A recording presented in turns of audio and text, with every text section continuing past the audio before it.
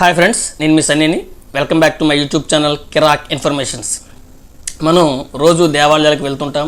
దేవుణ్ణి స్మరించే ముందు మనం గుడిలో గంటను కొట్టి మనం దేవుణ్ణి పూజిస్తాం. అయితే ఈ గంట ఎందుకు కొడతారు, దీనిలో గంట కొట్టడంలో బ్యాక్గ్రౌండ్లో ఇంత పురాణం ఉందా అని మీకు చెప్పబోతున్నాను.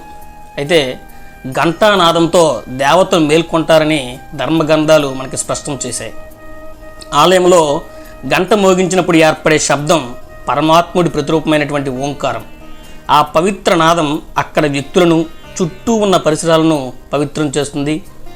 భగవంతుణ్ణి దర్శించేందుకు వచ్చిన భక్తుల బాహ్య అంతరంగాలు రెండూ పరిశుద్ధమై ఉండాలి. ఘంటానాదం మానసిక అలజడులని తొలగిస్తుంది. గంటతో పాటు శంఖాన్ని, సంగీత వాయిద్యాలను కూడా ఉపయోగించడం మన సాంప్రదాయం.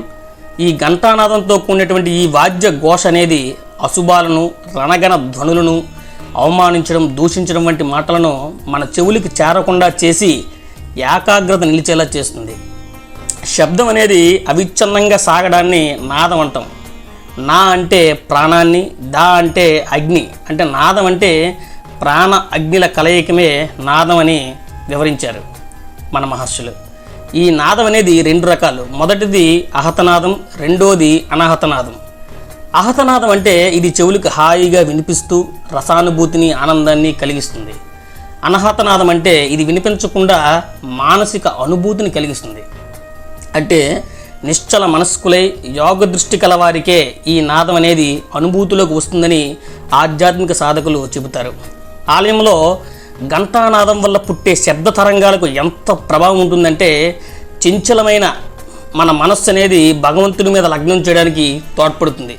అంటే మనం ఎక్కడెక్కడో తిరిగి ఒక్కసారిగా ఆలయంలో ప్రవేశించేటప్పుడు మన మనసు కకావికలమై ఉంటుంది. అటువంటి ఈ కకావికలమైన మనస్సుని ఏకాగ్రత నిలిపేలా ఈ ఘంటానాదం అనేది తోడ్పడుతుంది. అంతేకాకుండా దేవతా విగ్రహాల్లో ఉన్నటువంటి దైవత్వాన్ని ప్రేరేపించడానికి కూడా ఈ ఘంటానాదం ఉపయోగపడుతుందని పురాణాల్లో మన మహర్షులు చెప్పారు. అది ఫ్రెండ్స్ ఇన్ఫర్మేషను. మీకు గనక ఈ వీడియో నచ్చినట్లయితే లైక్ చేయండి, షేర్ చేయండి, కామెంట్ చేయండి. Don't forget to subscribe my YouTube channel Kirak informations. Thank you.